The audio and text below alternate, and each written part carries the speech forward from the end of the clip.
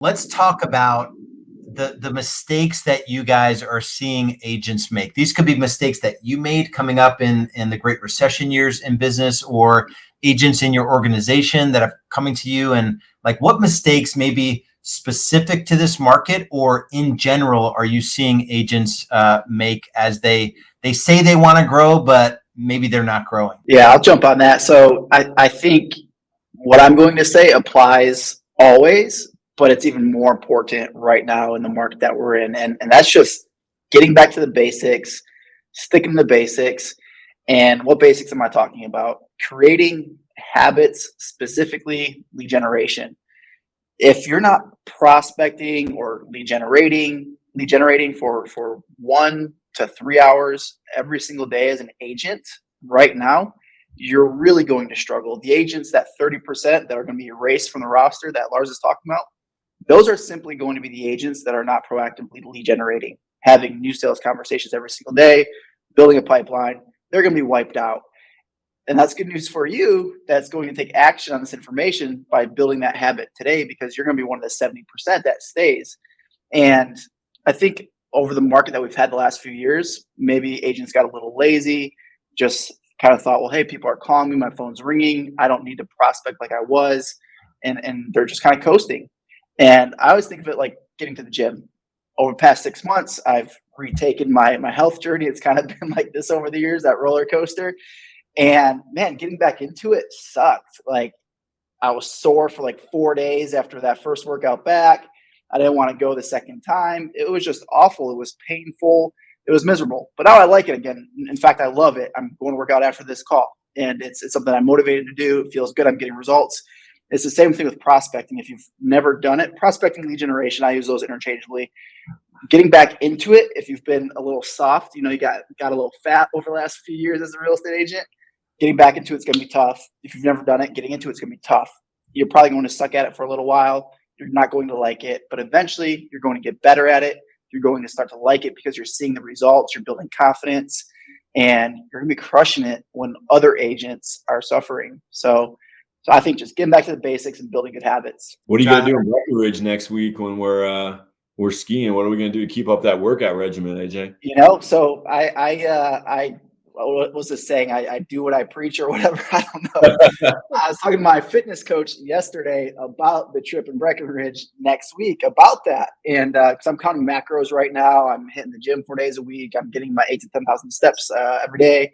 And I haven't yet committed, because I told him, I was like, we're going to some great restaurants that I love to go to. Breckenridge is an annual trip for our family.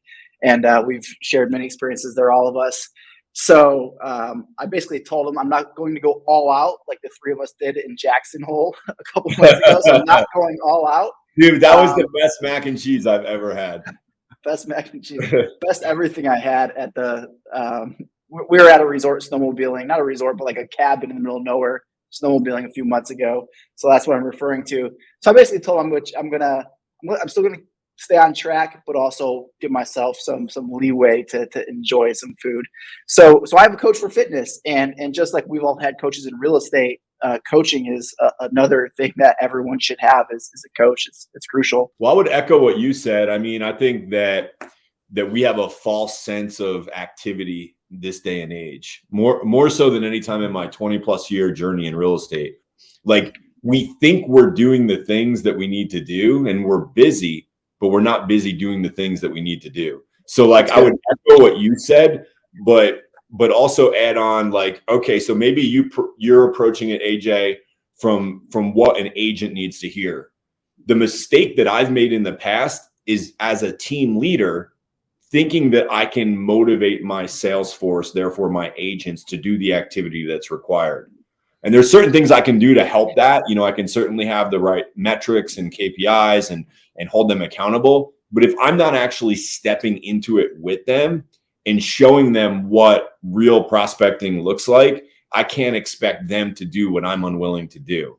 So looking back over my time as a team leader, when we were the most successful as a company, it was because I was in there doing what I expected them to do as well, and they were following suit. So we have to be that thermometer. We have to set the bar for what activity looks like. Otherwise, everybody's just not going to do enough. Think about this. What Lars said is absolutely true. Like, we'll lose 30% of the real estate roster across North America in the next 12 to 24 months. So with that being true, think about how desperate people get when they're just about to lose their career. So, these are people that have bills, have mortgages, have car payments, have a lifestyle that they've been enjoying for the last 2, 4, 10 years as this market just continued to go up, up, up, up, up. And now all of a sudden they're about to lose all that. Expect that it's going to be very difficult, say now for the next 6 to 12 months. And you're going to have to do not only average or above average work ethic, but you're going to have to be so far above average that people are scared to even compete with you.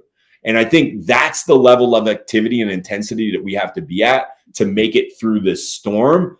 And it's not going to be like, well, you can make it through a little bit or you can make it through a lot. It's either you're going to make it through and come way out on the other side of this thing and benefit like you've never benefited in any other period of your career, or you're going to lose. There's going to be no in between, as I see it. Yeah, and I'll kind of echo what both of you guys said. So in terms of the mistakes that I see agents making right now, they're out of the game. They're taking themselves out of the game before it even starts. So I'll ask an agent. They'll say, "Man, there's just no inventory," and I'll say, "So what have you done in the last 90 days to generate listings in your business?"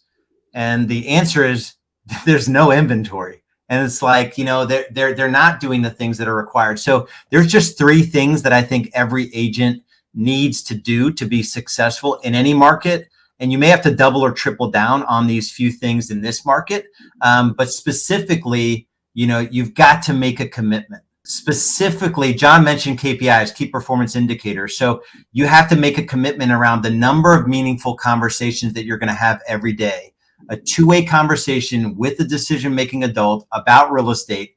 And every one of those conversations has to end with, AJ, before I let you go, who do you know that has talked about selling their home, that you think might want to sell their home, an attorney that might work with, or a financial advisor that you might connect me with, like an obsession with finding the next listing. Every day, your goal is to find a listing. So if you're not, and I think AJ mentioned it in using the physical body example, if you have no muscle around lead generation, having 5 meaningful conversations a day is going to exhaust you.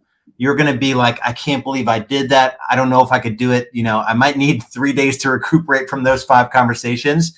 Just set the bar at 5 conversations every day. And then you'll build a muscle and you'll be able to increase it to 10 to 15 to 20. The reality is it takes X number of conversations to set a listing appointment or a buyer consultation. And if you're not, even in that game, you've got no chance of succeeding.